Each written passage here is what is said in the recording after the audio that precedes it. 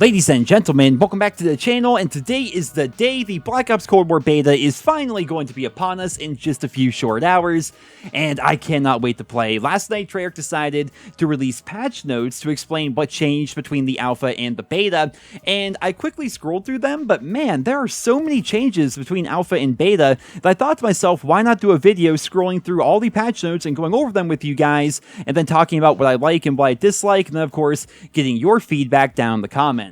Now, before we get started, I would like to say that when the beta goes live, I will be streaming over on Twitch. It's twitch.tv/NerosCinema. I'll be streaming pretty much every single day that the beta is going to be active, as well as, of course, making YouTube videos here, so feel free to stop by. But for right now, let's go ahead and focus on the patch notes and check out the official blog post over on Treyarch's website. There will be a link to this down in the description. As you guys can see, the journey from alpha to beta. Like I said, I scrolled through a lot of this already. I didn't read every specific detail, but there are a number of changes that have happened to sniper rifles and weapon balancing and footstep audio and everything else.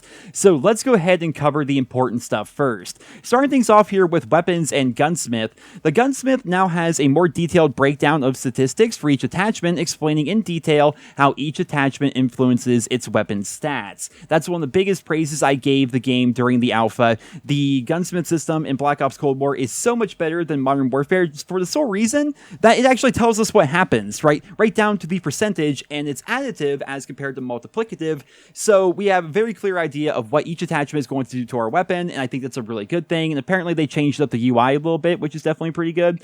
Recoil and firing animations. They have added new recoil systems and firing animations with comprehensive tuning paths for a revamped weapon firing feel on every weapon for both hipfire and aim down sight. They have reworked and rebalanced all recoil patterns, impacting weapon balance and mastery across the board, and then the touch-up pass on animations for all weapons as well based on feedback. That's really interesting. They have reworked and rebalanced all recoil patterns across all the weapons that we saw in the alpha? That's pretty insane. I wonder if weapons like the AK-47, for example, are going to have a lot more kick, or the AK-74U, that gun better have got nerfed.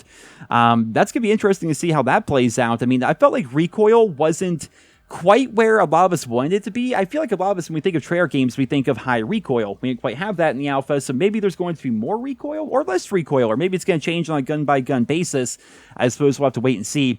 Aim down sights. They added new ADS weapon rendering technology for a more realistic ADS perspective. Okay, cool, dude. They smoothed out all ADS in and out transitions. That's good, I suppose. I didn't really notice too many problems with that, so I guess we'll see how that plays out. Oh, here we go. General weapon tuning. Made tuning changes to alpha weapons that overperformed or underperformed, including increases to the AK-74U recoil and aim down sight time, and they've also increased LMG ammo capacity and more. Why couldn't they tell us everything? Why did they give us, like, a sentence when they should have gone through and told us, like, every little change that they made? Like, the 74U needed nerfing, for sure, but all they did was give it more recoil and slow down its ADS speed? Like, we'll see how it plays out, I suppose, but the 74U was completely busted during the alpha. Increasing LMG ammo was actually a good thing. I noticed by default, all the LMGs had pretty low ammo capacity, so I suppose we'll have to wait and see how that plays out as well, but why didn't they just tell us literally everything that changed? Doesn't make a whole lot of sense to me.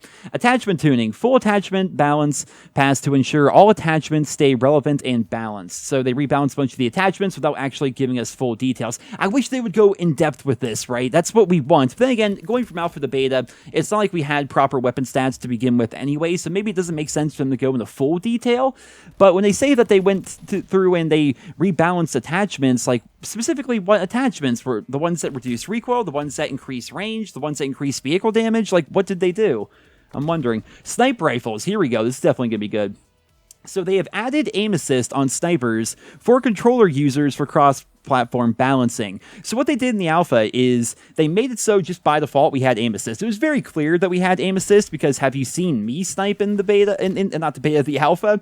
I am not good at sniping in COD, yet I felt like I was good at it during the alpha, and it's because there was a lot of aim assist. Traditionally, Call of Duty snipers do not have aim assist, at least in Treyarch games, but they added that for controller users during the alpha, and apparently it's going to stay in the beta. And even when it's a cross-platform beta, once PC users get involved, when it's keyboard, mouse versus controller, keyboard and mouse is not going to have aim assist, controller will have aim assist. That's going to be interesting. Let's go back here. We have several precision aiming adjustments to help ensure the sniping experience feel more fluid. Oh, they're going to make it... Okay. Well, I guess they're just going to be making it so there's going to be a smoother ADS transition? Maybe? I'm not entirely sure what that means. Sniper Glint now displays more often and more reliably to help players understand when they are in danger. That's a good change, in my opinion. Snipers were pretty rampant. I believe there's actually an entire paragraph up here about how snipers were really rampant during the alpha. But Sniper Glint being there, like we see in Modern Warfare 2019, it was definitely there in the alpha, but it was not very prevalent. Like, it would sometimes show up, sometimes not show up. When it did show up, it was kind of hard to see. So they're going to adjust that here in the beta, and that's going to be interesting to see how that plays out. They're going to adjust the ADS time on sniper rifles. Ooh, so by default, snipers are going to ADS a lot slower. I mean, people are going to compensate for that by just adding attachments that give them faster ADS speed, but maybe it won't be as fast as it was during the alpha, because during the alpha, it kind of felt like Sleight of Hand Pro back in Modern Warfare 2 on like the Intervention or the 50 cal. It was pretty quick, and snipers with aim assist and very little recoil and very little sway were pretty powerful, so we'll see how that plays out as well. Sniper rifles now require higher hits on the body for one-hit eliminations. For example, upper chest instead of stomach, or upper arm instead of lower arm. That's a good change. I streamed pretty much the entire alpha, like all 17 hours of it, and I said to the people watching all the time that I feel like to balance sniper rifles, all they really had to do was add flinch to them, because no weapons in Black Ops Cold War so far have flinch, right? It's just not a thing that's in the game. And I felt like if you're using something like an M16 or an LMG or what's it called, the Krig assault rifle, if you're putting shots into a sniper at long range, they should have some sort of flinch, right? As compared to just left trigger, right triggering you, right?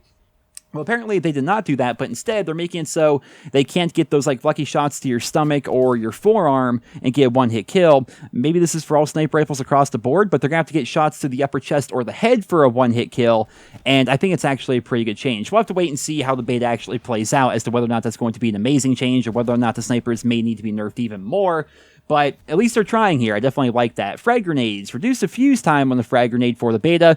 Throw speed adjustments are targeted for launch. So I did notice that during the alpha, actually. When you threw a grenade, you could cook it for like 5 seconds, then throw it, and it seemed like it would take another 5 seconds to blow up. It was pretty weird. I didn't mess around with it too much, but it definitely fell off, and they've apparently fixed that, and the throw speed is going to be adjusted at launch, not during the beta itself. Interesting.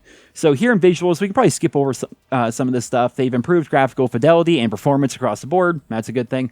Audio, I've heard about this. So the audio team has made several crucial improvements to weapon sounds between the alpha and the beta and continues to work on further enhancements for launch. Footstep audio design and its interaction with the Ninja perk have also been tuned significantly for players who like to keep it stealthy. There we go, boys. There we go. So it looks like Ninja is going to be much more powerful than by default, and footsteps themselves. Okay, crouch walking now functions as a near silent movement option available to all players with or without the Ninja perk. While Ninja is equipped, core movements such as sprinting, jogging, and walking are now greatly reduced in volume and distance by roughly 50% compared to the alpha. Well, during the alpha, Ninja didn't seem all that powerful whatsoever, so I'm not sure how relevant the 50% marker here is, but we'll have to wait and see. ADS walking will also provide a significant stealth advantage when using Ninja. I like this. I like this a lot. I have had so many debates with people about this. If there needs to be an ultimate perk, I call it. If there needs to be an ultimate perk in the Call of Duty franchise, Dead Silence or Ninja or whatever you want to call it needs to be that perk. I hate games like what they did with like Modern Warfare 3, for example, where they made it so Sitrep Pro countered Ninja Pro. That's dumb, because at that point, then Sitrep Pro is the quote-unquote ultimate perk. I've seen so many people say that they shouldn't make it so Dead Silence or Ninja make your footsteps completely silent because that makes that perk mandatory. Well, kind of. Yeah, I agree with that statement, actually. But the thing is, if there has to be a mandatory perk, it should be the perk that makes you silent and actually allows you to move around the map, as compared to making a perk like Sitrep Pro, which is the ultimate perk, which really has no counter, which makes it so no matter what they are doing, no matter what your opponent is using, whatever perk setup or whatever combination, you can still hear them no matter what. That's dumb. You should not be able to hear people constantly, no matter what, with no counter whatsoever, because that gives us a situation like we had back in Modern Warfare 2019, where people can just sit in buildings, sit in corners, sit in windows, and just wait. Right? In Modern Warfare 2019, when you don't have the Dead Silence field upgrade active, you are actively punished for moving. Because the people not moving can hear you coming, and without the Dead Silence field upgrade, which is only available some of the time, you can't do anything to counter it. You cannot counter people who are not moving, and that's dumb, right? The way to counter them in other Call of Duty games where you have Ninja and Dead Silence is they can't hear you, and now you're going to like go through a door, climb through a window, take a flank route, or do whatever, and actually be able to kill that person if you know where they're at. That's a good thing, right? That's the way Call of Duty should be, especially in game modes like TDM, Free-for-all, Search and Destroy. Ninja or Dead Silence, whatever you want to call it, is mandatory, in my opinion, in game modes like that, and it should be that way, and it looks like Treyarch agrees, and I'm very happy about that. Going back here, so we have a bunch of audio things here. They polished audio for several score streaks. They added new sounds for fatal and non-fatal hit markers. That's interesting. They tweaked the bullet crack system to prevent players from hearing sounds when they shouldn't, and vice versa. That's all fine and dandy. But let's get into the meat and potatoes here. The score streak system. All right, what have they changed here? Objective score rewards have been increased in domination, kill confirmed, and hardpoint. There we go, dude. These changes will reward any objective player and do not require or reward objective streaking. Wait, these changes will reward any objective player and do not require or reward objective streaking. Okay, so you won't get a bonus if you're going on a streak on an objective. You won't get bonus points that way, but you're still getting rewarded for being on the objective in the first place. That wording is very confusing. They adjusted score streak rewards to reduce score streak spam and make score streaks more rewarding. Players will need to go on higher streaks in a single life to earn top tier score streaks. That's the way it was during the alpha. The curve has been flattened out on the low end and ramps up quickly as players earn higher kill streak numbers.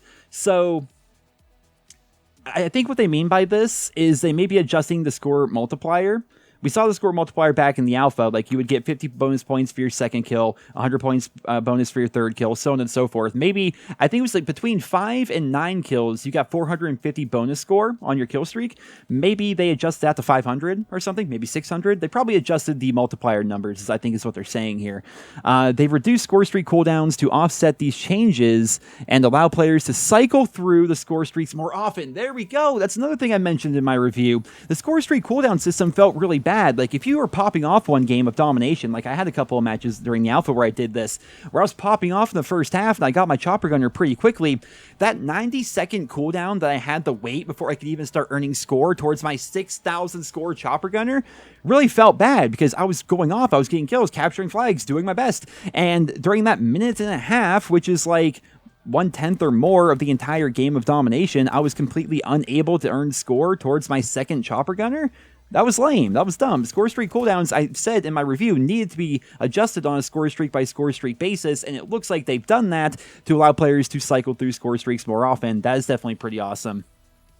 So I heard about this too. They adjusted spawns. Basically all you really need to know here without going into super nitty gritty. I mean, you can check out the full patch notes for yourselves. I'll put a link to it down in the description. But basically here, they've adjusted spawn logic is basically what they're saying. Vehicle versus infantry combat is a dynamic that we work hard to balance for both parties. Okay, what have they done here?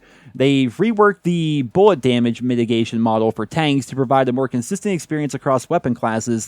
This fixes issues where some guns seem inordinately more powerful against vehicles than others.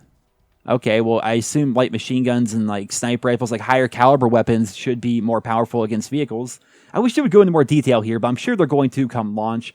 They adjusted the Cavalry Lancer weapon attachment to be more consistent across weapons, especially on LMGs. We will continue to keep a close eye on tuning this for launch. So this thing right here is the attachment. It was a barrel, I believe, that you could put on any gun in the game that would increase your weapon damage to vehicles. And by vehicles, I mean tanks and jeeps and stuff, but also score streaks like attack helicopters and chopper gunners. The thing about this attachment is if you put it on a light machine gun, you can melt an attack helicopter in probably 2 or 3 seconds. If you put it on a sniper rifle, it would take like, what was I Talk Fortnite saying it was? It was like 4 to 5, maybe 6 shots from the R700 to take out a chopper gunner entirely. Like, it was ridiculously powerful. It kind of made it so score streaks were pretty worthless because they died so quickly. And they didn't have to use a launcher or lock on with a launcher or anything like that. They could just look up in the sky and shoot with their gun. So we'll see how this attachment goes. They reduce tank health to make launchers and C4 more effective counters. Okay, I didn't think tanks were all that crazy, but then again, it didn't play a whole lot of the ground war mode. They reduce the deadliness of the tank shell's splash damage. Okay, so less splash damage from the tanks, and they have less health, so tanks got nerfed. Bug fixes. Okay, so they fixed a number of bugs. Motion blur. Addressed an issue where the motion blur setting would not properly retain its settings. That was annoying. Every single game during the alpha, we had to, at the very beginning of the match, we had to open up our settings to turn off motion blur. That was super annoying. But these are just a number of bug fixes. Here we have a ping system, which of course talked about in my previous video. FOV sliders on all platforms, that's going to be awesome. The ability to toggle different visuals on your HUD, which is your heads-up display. Your nameplates, you can make it so that, adjusted the rule set around the friendly players' names would show to reduce instances where friendly nameplates would appear over enemies in certain situations. I did notice a situation where during the alpha, friendly nameplates were all the way, they weren't centered, they were off to the left, and it made it look like it was an enemy. Maybe that's what they mean by this. Maybe they're going to be fixing that. I guess we'll see. Kill confirmed score limit. Our data from the alpha showed that kill confirmed was ending on time limit too frequently in the alpha, so we've reduced the score limit to 65 for the beta. That wasn't the problem. The score limit wasn't the problem whatsoever. The problem was Miami's a giant map, and everyone just sits in windows and stuff. Like, the problem is we play a 10-minute game of kill confirmed on Miami, and the top person in the entire lobby has 18 kills. It's because the map is too big and people didn't want to move. Modern Warfare is it's just poisoned. It's poisoned the entire player base. People just want to sit. They don't want to move. No one wants to rush. That's not the problem. The problem was the map itself, though. The map itself was a little bit too big for 6v6. So, we'll see. I'll give it a try. Progression. I heard about this. We'll be introducing a deep progression system synchronized across multiplayer, zombies, and Warzone that deserves its own time in the spotlight, and we'll have more details in a dedicated blog as we get closer to launch, which launch is just over a month away from now. While players won't see this full progression system in the beta, you'll be able to rank up to certain levels to unlock additional content throughout both beta weekends. Okay, so it's basically, it didn't really say anything besides, yeah, we're still working on it. We're going to tell you about that system soon.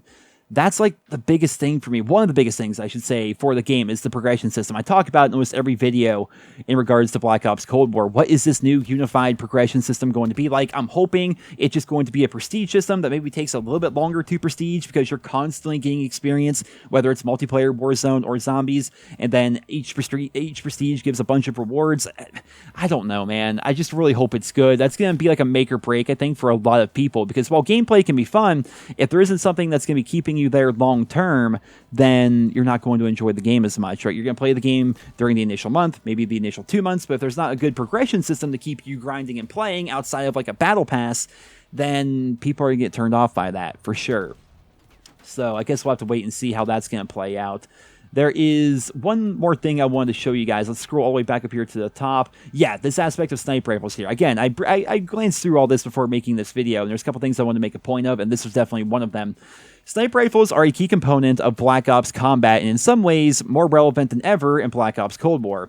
I think it's funny they say sniper rifles are a key component in Black Ops combat. They were not key whatsoever in Black Ops 4, and in Black Ops 1, they were nerfed to the point where they literally didn't shoot where your reticle said it was going to be shooting. It seems like Treyarch, and then they nerfed the DSR, it seems like Treyarch hates sniper rifles, yet they're saying they're a key component in Black Ops combat across all the Black Ops games. I don't know about that, but with support for large maps and game modes, as well as cross-platform play, sniping can be an effective and often extremely powerful playstyle. To balance out cross-play sniping, we've brought back aim assist for snipers on controllers, something we haven't done in Black Ops multiplayer since Black Ops 2. The data from our alpha proved to us that even without cross-play or larger maps, sniper rifles were still dominant on smaller maps. That was true. As a result, we made some adjustments to bring them back into balance for the beta, and look forward to seeing what the community can do with these finely tuned precision weapons. And then we talked about earlier about what they did. They adjusted the ADS speed of the sniper rifles, made it so they have to get hits to the upper body and head as compared to just being able to get shots in the torso.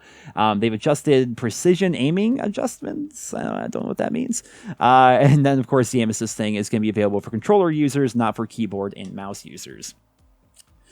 Well, guys, that's a lot to go over, man. It's a lot to consume, which is why I decided to do a video like this in this format. It's definitely not the kind of video that I usually make here in the channel, but hopefully you guys all enjoyed it. The beta, like I said, is going to be going live here in just a couple of hours. I'm recording this video late at night, and I'm going to be scheduled uploading it for early in the morning on the 8th.